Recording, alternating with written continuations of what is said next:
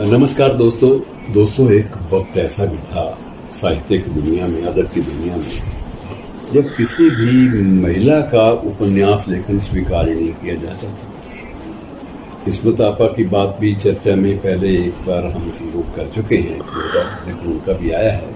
लेकिन उर्दू में सबसे बड़ी समस्या ये थी कि उर्दू में उपन्यास लेखन ये बहुत मुश्किल टेढ़ा काम होता था। और उर्दू का पहला उपन्यास, ये भी एक बड़ी आश्चर्य की बात है कि वो जिस उपन्यासकार, महिला उपन्यासकार ने लिखा, रशीदुन्निसा उनका नाम था, रशीदुन्निसा। तो रशीदुन्निसा ने वो नावल लिख तो लिया, लेकिन लिखने के बाद अपने संदूक में बंद कर दिया, रख दिया। और उस पर चर्चा सिर्फ अपने दोस्तों और अपनी जो समकालीन लेखक थे उस वक्त उनकी चर्चा थोड़ी बहुत कर दी, इससे ज़्यादा चर्चा नहीं हुई। अब वो नावल पढ़ा रहा, और क्योंकि उस वक्त उर्दू में ये समझा जाता था कि नावल औरतें लिखी, सवाल ही पैदा नहीं होता, जैसे गुनाह हो गया बहुत ज़्यादा, तो नावल नहीं छपा। और जब उनका बेटा जो बहुत बाहर विदेश में तालीम लेकर आया, तो उसको ये मालूम पड़ा कि उनकी माँ ने एक नावल लिखा था, वो कहाँ गई चीज़, मैन्युस्क्रिप्ट कहाँ गई। तलाश की गई तो उनकी एक पुरानी संदूक थी, वो मिल गई। तो इस सारे घटनाक्रम के बाद ये कहा जाता है कि 13 साल लग गए उस पांडुलिपि को एक किताब का रूप, एक नावल का रूप, प्रकाशित नावल का, उपन्यास का रूप उर्दू में देने में 13 साल का अरसा उस पांडुलिपि को इंतज़ार करना पड़ा। और बाद में वो छपी तो चर्चा का विषय बन गई। और बाद में जितने भी उर्दू अदब में शोध हुए, रिसर्च के काम हुए, उन सब में ये बात तस्लीम की गई कि उर्दू साहित्य में पहली महिला उपन्यासकार यही थी। और रशीदुन्निसा का जो उपन्यास है, उसमें जो पात्रों का जो मनोविश्लेषणात्मक जो चित्रण है वो गजब का है।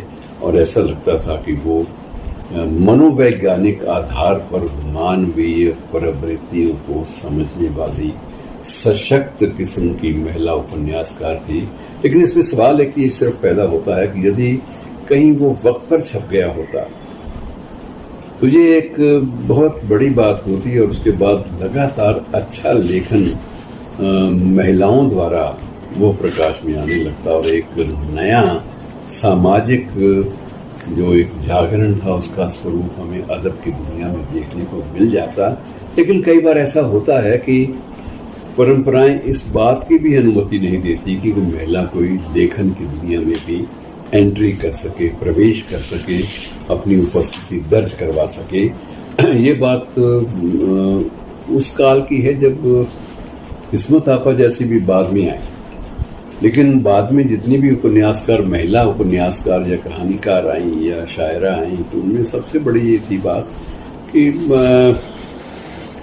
उन्होंने बहुत सारे सामाजिक बंधनों को तोड़कर लिखा और खुलकर लिखा। और उसका नतीजा ये हुआ कि मुस्लिम समाज में, तत्कालीन भारतीय समाज में ढेरों बदलाव ऐसी कृतियों के माध्यम से आए जो कृतियां लंबे अरसे तक धूप का टुकड़ा भी नहीं देख पाई, रोशनी नहीं देख पाई, रोशनी में आ ही नहीं पाई। तो मित्रों, ऐसी बहुत सारी चीज़ें हैं जो अद्भुत रही हैं और हमारे सामने किसी न किसी रूप में दस्तक बिछाती रही हैं। ये बात अलग है कि हमने उन दस्तकों को, उन बातों को कभी गंभीरता से नहीं लिया, ये बात अलग है। लेकिन इसके बावजूद ये मानना चाहिए, ये स्वीकार करना चाहिए कि जब भी कभी अदब की दुनिया में पहलकदमी होगी और इसी बहाने से हम जो मानवीय संवेदनाओं को, उस काल की मानवीय संवेदनाओं को